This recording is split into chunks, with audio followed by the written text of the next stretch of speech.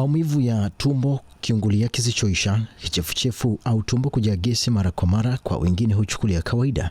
Wakati mwingine huona ni kama njaa, stress au uchovu. Lakini kwa wataalamu wa afya, dalili hizi zinaweza kuwa ishara ya ugonjwa unaoathiri watu wengi kimya kimya. H. pylori, kitaalam Helicobacter pylori, ni bakteria wanaosababisha maambukizi kwenye tumbo. Katika miale hii ya afya utapata maelezo yanayolenga kukuongezea uelewa kuhusu ugonjwa wa H. pylori, namna unavyoambukiza, athari zake na jinsi ya kujikinga. Hatua kwa hatua, TBC ilitembelea hospitali ya rufaa ya mkoa wa Mwananyamala ili kupata maelezo kwa kina toka kwa daktari ambaye anafafanua kuhusu ugonjwa huu na kwa nini ni muhimu kwa wananchi kutopuuza maumivu ya tumbo. H. pylori ni bakteria. H. pylori ni bakteria ambayo anashambulia kwenye kuta za tumbo na kwenye utumbo mdogo kwa juu ambao unafuata kutokana baada ya tumbo. Kwani hizi ni bakteria ambazo zinapatikana hasa ambao zina affect au zinashambulia kuta za tumbo. Maana magonjwa haya ya mfumo wa chakula ambao yanasababisha magonjwa haya yanasababishwa sana na vitu tunavyokula na vitu ambavyo tunashika. Vingi unakuta umeshika sehemu chafu, umeweka mdomoni, umekula vyakula au maji ambao sio salama, vyakula vijapikwa salama kwenye ule upikaji sahihi, then vinaweza kuwa na hiyo bakteria ambao ukala au kama umekunywa vikakupelekea ukapata hiyo bakteria. Na grupu kubwa la ambalo la wanaopata bakteria hawa ni watoto. Maana watoto wanacheza, wanashika chini, watoto hawako kwenye mazingira, usipokuwa kwenye mazingira usafi, ni wao wanakuwa kwenye hatari kubwa kupata hao bakteria.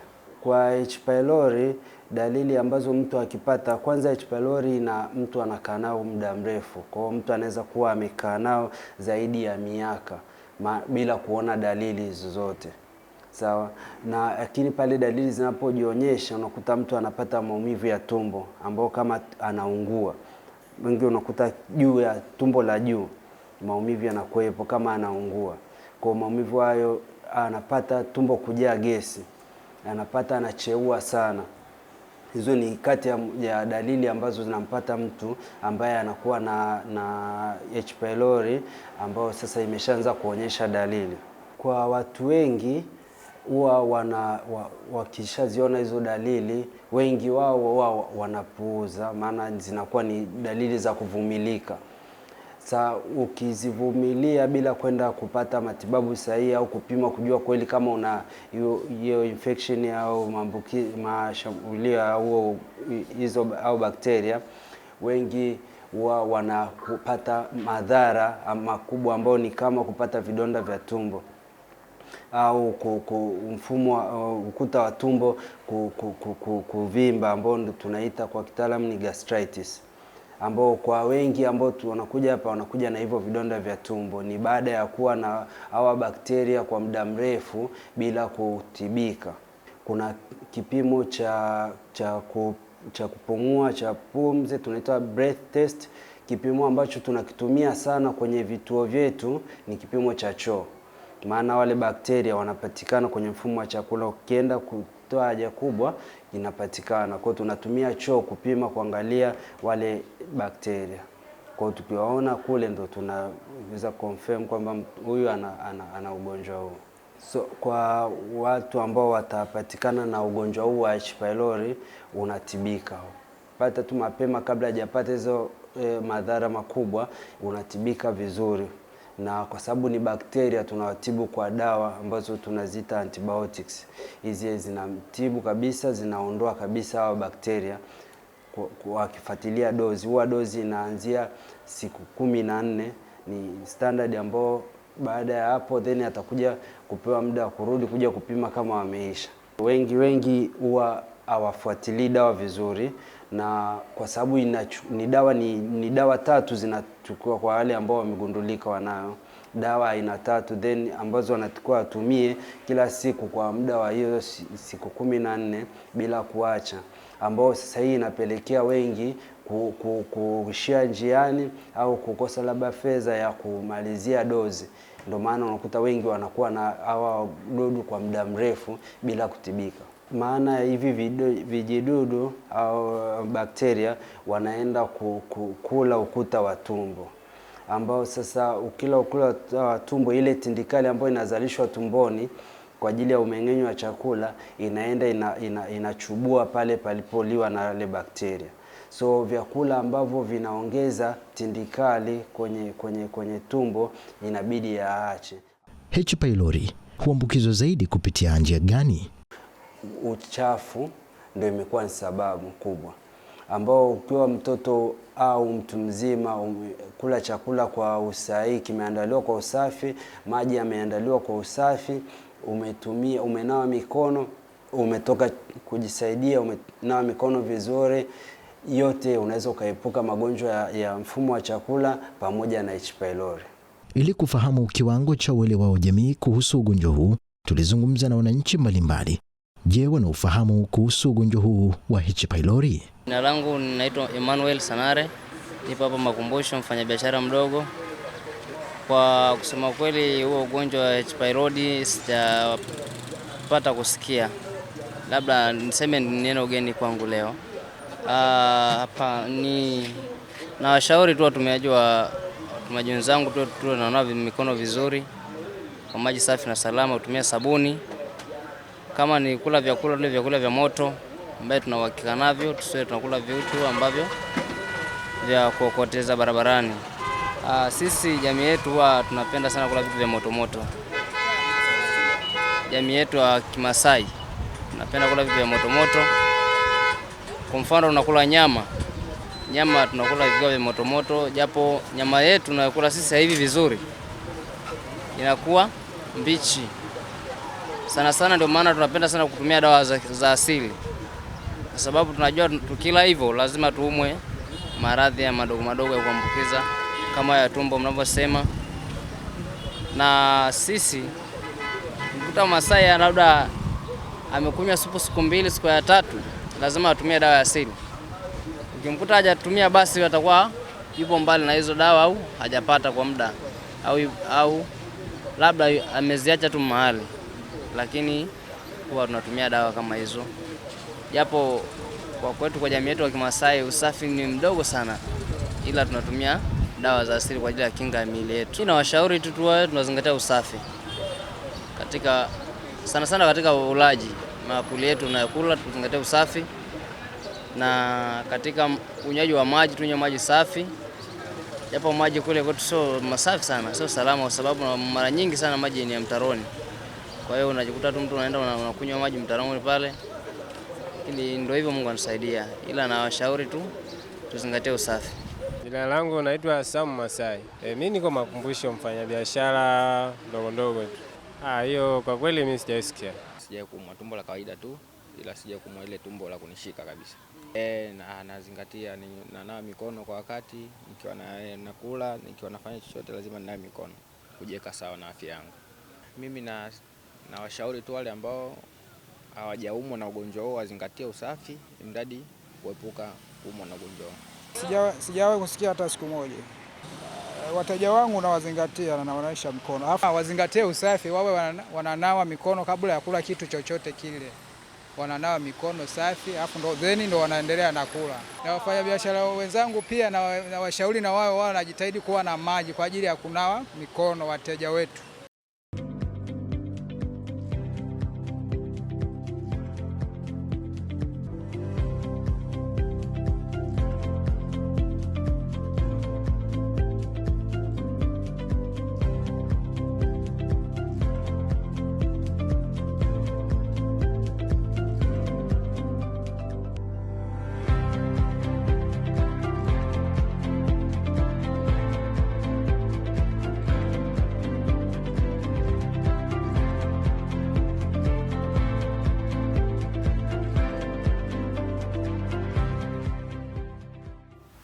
Nilikuwa napata maumivu ya tumbo, tumbo muda mwingine inajaa gesi, napata kiungulia, yani kila kidogo tu kiungulia. Kuna siku ikazidiwa nikaenda hospitali. Nimepima nikaambiwa na H. pylori, nikaanza kutumia dawa. Nilikuwa najua tu ni kawaida. Sangine mtu anaanza ukala hivyo nasikia kiungulia. Gesi muda mwingine mtu anaweza ukanywa tu vitu vya ajabu ajabu ukaisikia kiungulia hivyo yani. Nilikuwa sijui ni nini. Nilikuwa naona kawaida. Inajirudia muda mwingine usipopata masharti. Kwa sababu unatakiwa kama imekuzidia sana inabidi uchome sindano. Au kama vipi wanaweza wakakupa dawa. Sasa zile dawa inatakiwa unywe endelevu, yani usiache. Sasa mimi nikawa nakunywa naacha. Kwa hiyo ilikuwa inarudia mara kwa mara. Nilichojifunza hapo ni kuwa msafi, kunawa mara kwa mara, kufuata masharti ya daktari, kuondoa mawazo kichwani, kula kwa muda mwafaka hivyo yani. Vitu vya kuzingatia hapa ni tuwe wasafi, tunae muda wote, tusipende kula kachumbari ambazo hatujui zimetengenezwa kivipi. Ni ugonjwa ambao unahusiana na kuumwa tumbo. Kutokana labda unakuta wengine wanakula vitu vichafu, labda hizi kachumbari. Kwa hiyo inapelekea watu wengi sana kupata hiyo shida ya H. pylori. Of course nishai kuumwa H. pylori kwa sababu na mimi pia napenda sana kachumbari. Kwa hiyo nishaumwa na nishatibiwa, namshukuru Mungu sasa hivi naendelea vizuri. Ushauri wangu kwa jamii ni kwamba tuepukane kula vitu vya baridi, vitu vichafu, kula matunda wakati hujanawa mikono yako. Na kujitahidi kuwa wasafi kwenye swala la kula. Kwa sababu kitu kinachoingia tumboni kinapelekea kama sio kizuri kinapelekea tumbo kuuma. Na pia kama itatokea umepata tatizo la H. pylori, inawezekana pia haujajua tumbo limeanza kukuuma, ni vyema ukawahi hospitalini ili kuweza kujua unapata matibabu vipi. Nashauri jamii kwamba mtu kama akiwa na shida kama H. pylori anabidi akimbie hospitalini, akishakimbia hospitalini afuate matibabu na ile dozi ambayo anakuwa amepewa na daktari ahakikishe kwamba anaimaliza kwa wakati ili tatizo lipone kabisa. Mimi naitwa Stafford Joel Kamnyungu. Kuhusu ugonjwa wa H. pylori nimewahi kusikia mara ya kwanza kwenye redio, na kuna vipindi mbalimbali ambavyo wao wanajaribu kuelezea, lakini ni wale ambao wanadai kwamba wanazo dawa mbalimbali za kutibu ugonjwa huo kupitia kwenye redio. Kwa hiyo tunawasikiliza, lakini vile hata mimi kuna kipindi fulani nisikia maumivu ya tumbo. Wakati mwingine kwa nasikia maumivu mpaka kifuani mpaka mgongoni, nikaenda kwenye hospitali ya rufaa ya Bugando, nikapima damu, nikapima choo. Basi wakaniambia na mimi nimepata maambukizi hayo ya hao wadudu. Kwa hiyo nikapewa dawa, lakini naendelea nazo na hali sio mbaya kwa kweli. Kwa hiyo walio wengi tunapitia kwenye matangazo ya redio. Sio wote wanaoenda kwenye hospitali, lakini mimi baada kwa nasikia kwenye redio wakisema, na nilipoanza kuhisi maumivu yale ambayo huwa nasikia kwenye vipindi, basi nikajisalimisha hospitali ya Bugando. Kwa hiyo nashukuru sana, ndivyo ninavyouelewa ugonjwa huu.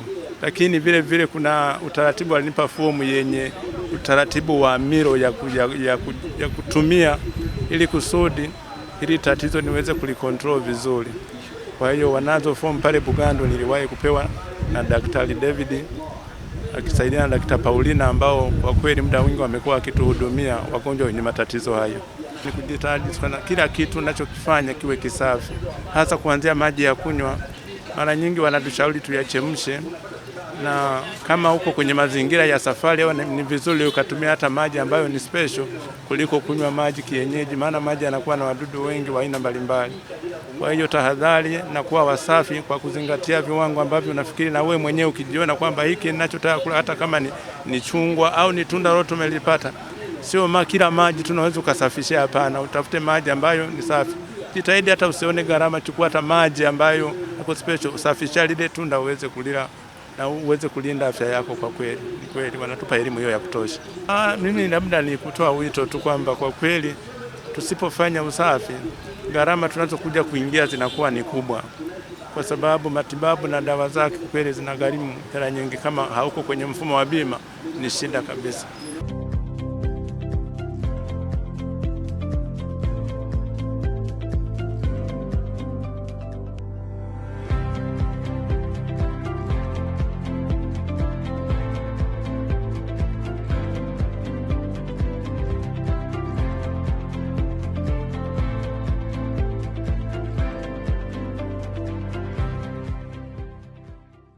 Kauli hizi zinaonyesha wazi kuwa bado kuna pengo la uelewa katika jamii kuhusu H. pylori, jambo linaloongeza hatari ya maambukizi na madhara yake. Kwa watu ambao watapatikana na ugonjwa huu wa H. pylori, unatibika. Pata tu mapema kabla hajapata hizo madhara makubwa, unatibika vizuri. Na kwa sababu ni bakteria, tunawatibu kwa dawa ambazo tunaziita antibiotics.